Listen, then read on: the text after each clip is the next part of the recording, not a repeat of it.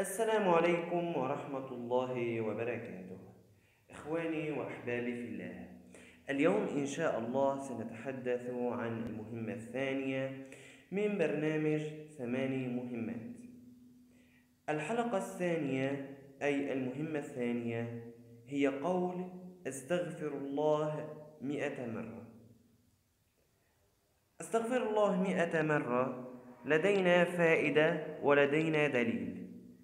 أما الفائدة فهو يفرج الله سبحانه وتعالى الهم ويوسع الرزق. وما الدليل؟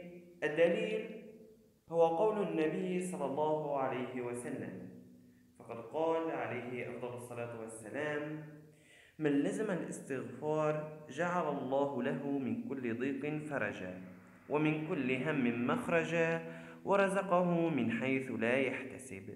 هذه هي المهمة الثانية من برنامج 8 مهمات. السلام عليكم ورحمة الله وبركاته.